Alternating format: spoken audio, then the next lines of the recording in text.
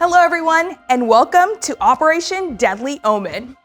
I'm Camille Salazar-Hadaway, here to give you all the details on the first season of Year 9 of Rainbow Six Siege. We've got some big updates to shake up the meta, a sinister new operator, and maybe even a special guest at the end? Let's not jinx it. To get us started, please welcome Creative Director Alexander Karpazis.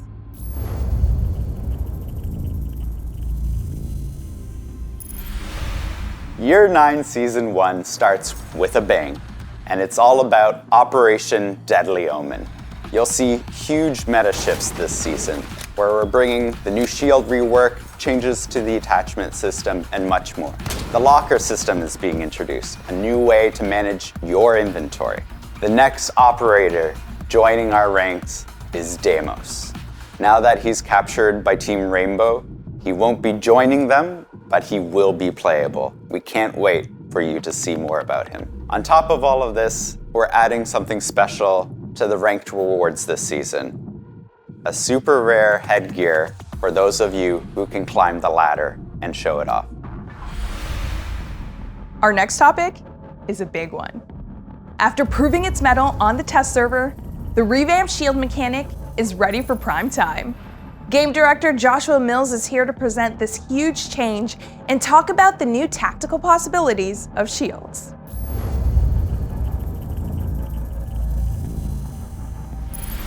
So right off the bat, I'd love to take the opportunity to again thank our community for checking out our lab test server.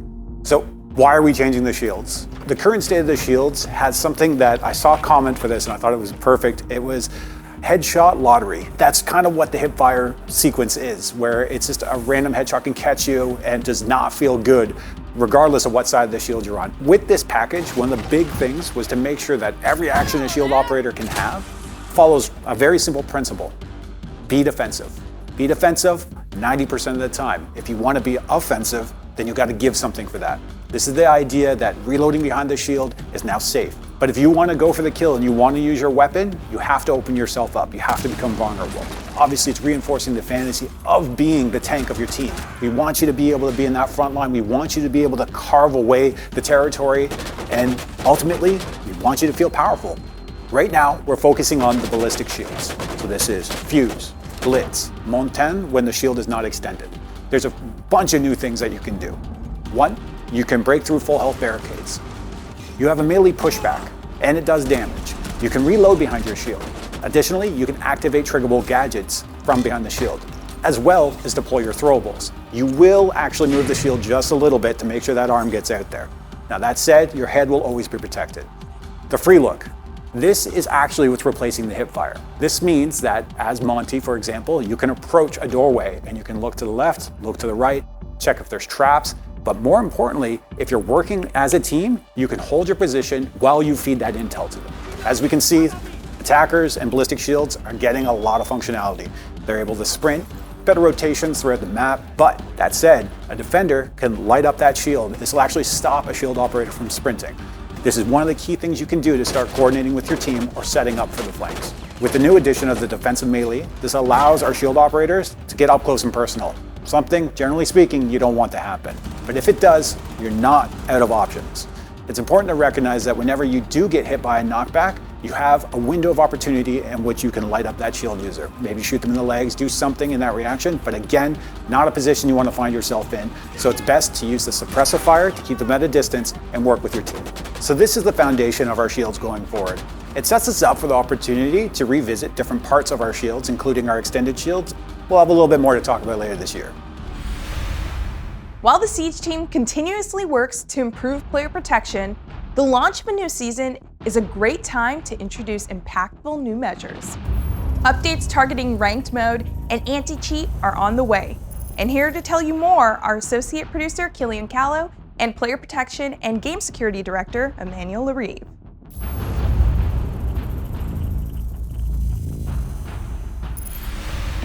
With Deadly Omen, we're introducing new restrictions to play Rank.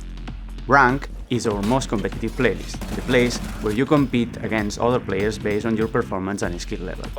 The restrictions target two different groups, returning and new players. Siege is a constantly evolving game. The meta changes, there's new operators, new maps, balancing updates, or even gameplay additions. We know it's not a good experience to be with someone in a team who is not aware of the latest game updates. From now on, we will consider a player as inactive when that player hasn't played any regular PvP match for an entire season. When coming back, the inactive player will need to rediscover the game by winning 5 quick match or standard matches to unlock access to ranked. The other restriction is regarding new players. A new player is any player who hasn't played ranked before the release of Deadly Omen. From now on, besides the clearance level 50 requirement to play ranked, the new players will need to have in their collection at least 10 attacking and 10 defending operators. The focus of the new restrictions is to preserve the competitive integrity of ranked while enhancing the experience for all players.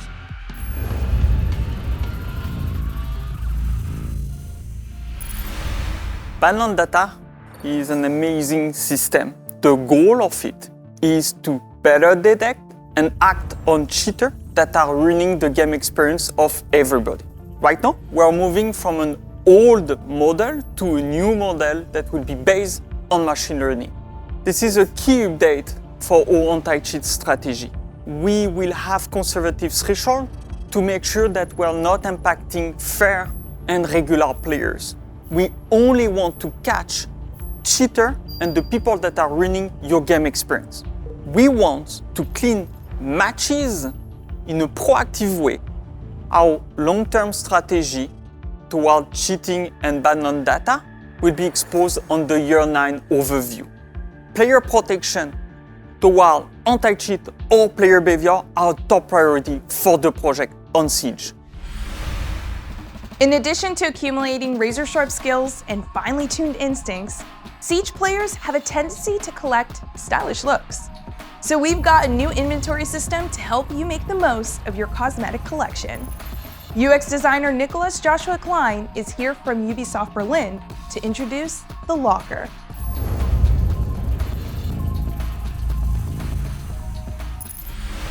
We're excited to announce a new addition coming to Rainbow Six Siege, the Locker. The Locker adds a comprehensive way of browsing your entire collection of cosmetics. Players will be able to find their items in different categories, such as appearance, for headgear and uniforms, or weapons, for weapon skins, attachment skins, and charms. Categories hold all items of that type for all operators, and can be sorted by different criteria, such as operator, name, or rarity. Players will also be able to manage their items in more in-depth ways, such as browsing the latest item category, as well as marking items as favorites. Once an item is marked as a favorite, you'll be able to find it in the Locker's own favorites category, as well as on top of your item lists when customizing your operators over in the operators tab. The latest item category lets you find any item you may have received recently, no matter where it came from. Shop, pack, battle pass, it's all in there. Players will also be able to access the pack manager from the Locker, right as the first option on the screen. In the following seasons, players can expect more updates coming to the Locker. As always, we will continue to listen to your feedback. In Operation Deadly Omen, you'll want to take a fresh look at your loadouts as big changes are coming to attachments, including the return of a fan favorite combo. Which combo, you ask? To tell you about that, we'll need game designer Mathieu Lacombe.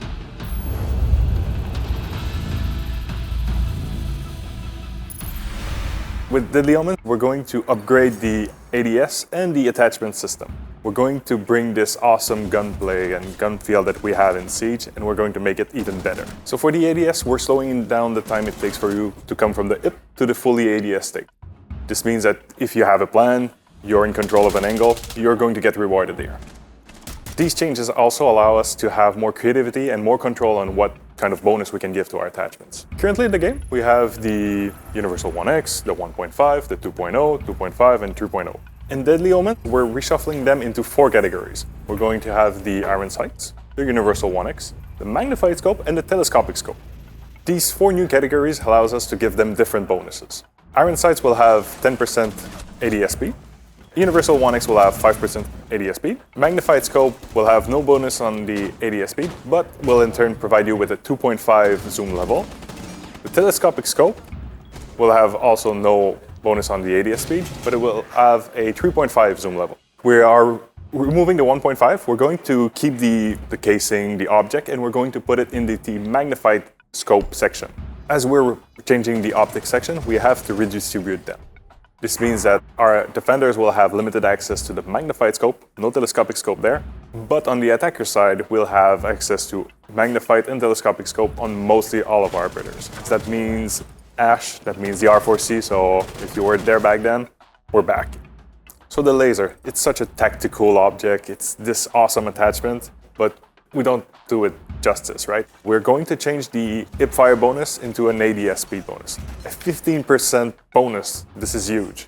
But you'll have to be careful on where you're aiming. So now that we have two categories that affect the time it takes to go in ADS, well, the angle grip is a bit redundant in this current form. What we're going to bring in Deadly Omen is a 20% reload speed bonus. So if you've been keeping up with Siege, well, last year we changed the reload. This is such an important new change for you now. If you thought that reload speed was very spicy for attachment, well, we have the horizontal grip, a new attachment that will be available for our primary weapons. This one will provide movement speed bonus, so if you want to zoom around, that's the one. The vertical grip will remain the one attachment that you want if you want to manage vertical recoil, but we're making it 15% instead of 20% bonus. As you can see in Deadly Omen, there's tons of changes to the attachment system. I suggest that you go in the shooting range, you try all of those new options around, because you have to try them out. We're just a few updates away from the full reveal of the new operator, Deimos. But first, here's Creative Director Alexander Karpazes with more on what's coming this season.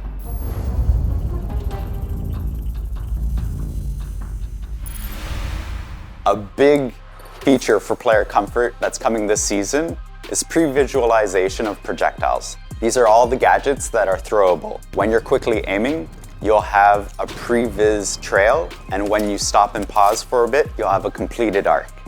For experienced players, this is not about lowering the skill ceiling.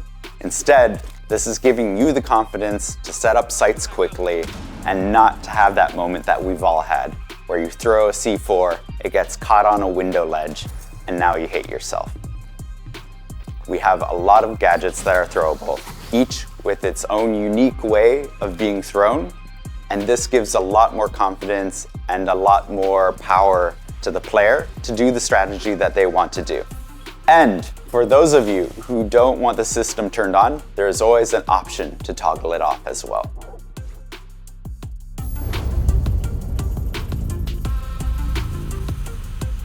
Repel is a huge system in Siege, and it's one that's very unique to us. We want to improve it and make sure that it's a lot more responsive, especially when it comes to approaching Repel and exiting Repel. Making sure it's a lot snappier, that it's more intuitive, and gives you the power to actually play on a wall and take an objective. And we've done some work on the mocap side as well, making sure that it feels right and also it looks right. Last season in Operation Deep Freeze, we introduced Versus AI and the training playlist. This season, we're expanding these modes significantly, with improved AI behaviors, additional operators, and more maps. The dev with those details is technical architect Alex Busby.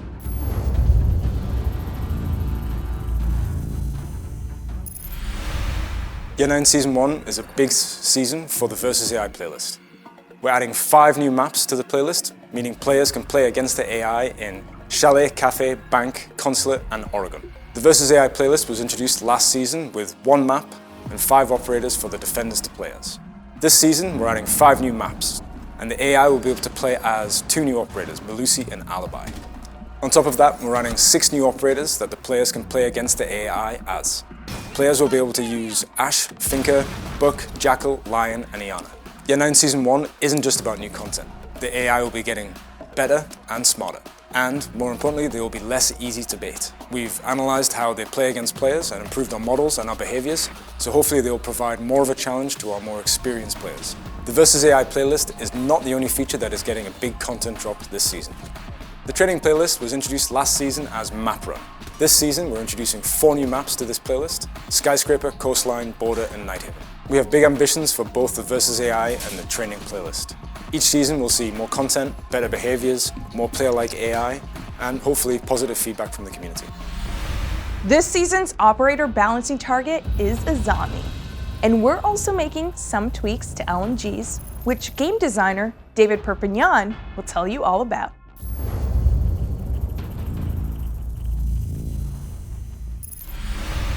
Azami's ability to reshape the map has changed how defense is played in Siege. She's brought new gameplay and new strategies, and that's always great, but she's bringing some frustrating situations for attackers. The first one is that Kiva barriers can be deployed from afar, and this is causing attackers to have issues destroying them, and the second one is that explosives are the main way to deal with them, and this is causing a lot of stress on attackers' operators lineup and also on the explosives economy. From now on, Kiva barriers will be vulnerable to bullets. For example, the 5.56 from Thermite will require 36 bullets to destroy a Kiva barrier. The 4.17 DMR will require 11 bullets, and the Supernova shotgun will require only 3 shells. As always, in balancing, we will keep an eye on these changes and iterate in the future if it's required. After the weapon recoil overhaul that we did on year 7, LMGs have become less and less used by the players. We want to deploy a set of changes that are based on the main attributes of LMGs. LMGs are heavy weapons capable of offering great support fire. We choose 2 main changes for this patch. The first one is that we will review every recoil on LMGs and make them easier to control. You should expect a recoil in between what we had in year 7 and what we have right now. The second change is that LMGs will make operators move 10% slower. Remember that we release a new attachment, the horizontal grip, that will help you to increase your speed by 5%, so this can help you to counter this change. These changes should incline players to play LMGs more like a support weapon rather than an entry kill weapon. Now it's time to meet the operator who gives Operation Deadly Omen its ominous name. Deimos joins the attacking team armed with his vendetta and a gadget to help him track and hunt down his foes. Creative director Alexander Karpazis is here to share the insights on this operator's design. Then we'll go to director of gameplay design Jeremy Carvin and game designer Justin Laranger Aluwalia for details on Deimos' threatening gadget.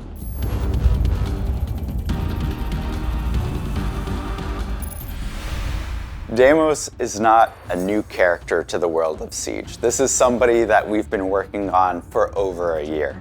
And we wanted to make sure that this character had teeth, that he still remained a villain even when he was captured. We wanted to give him that half cape. We wanted him to mask his identity. He's inspired by Bass Reeves, a historical character who could be a sheriff or an outlaw himself.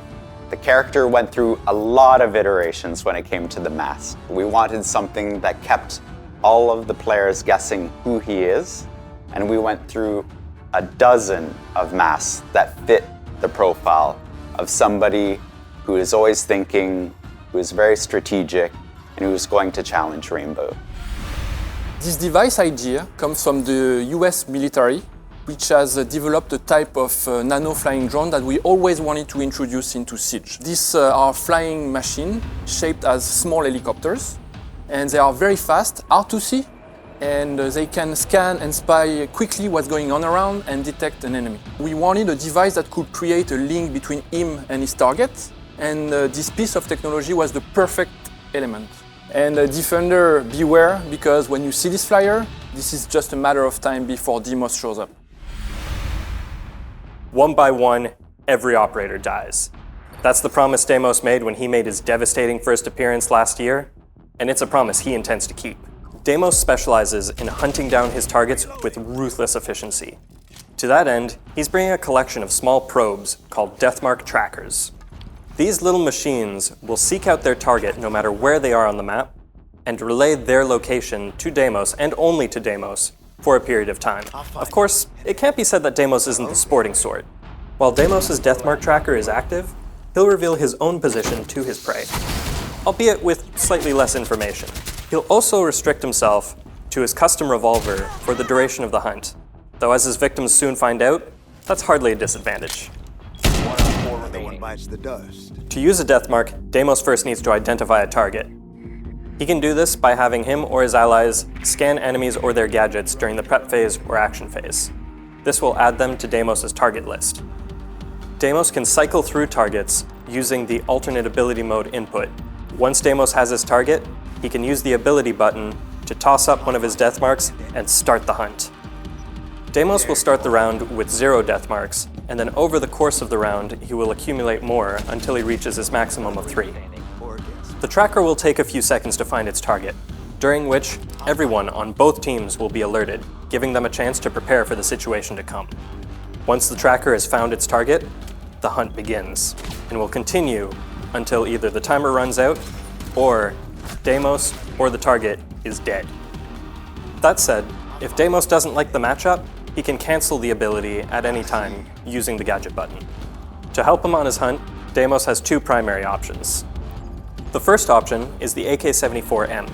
This is a decent assault rifle with a large magazine, for when all you need is to just rain down bullets on the enemy. Alternatively, he can bring the M590A1. This is the SAS shotgun of choice, and a personal favorite of mine. This gun is great for making rotates, or for a quick corner peek. The real prize, though, is the big iron on Deimos' hip, the 44 Vendetta. This brand new revolver is Deimos' signature weapon, and it's easy to see why.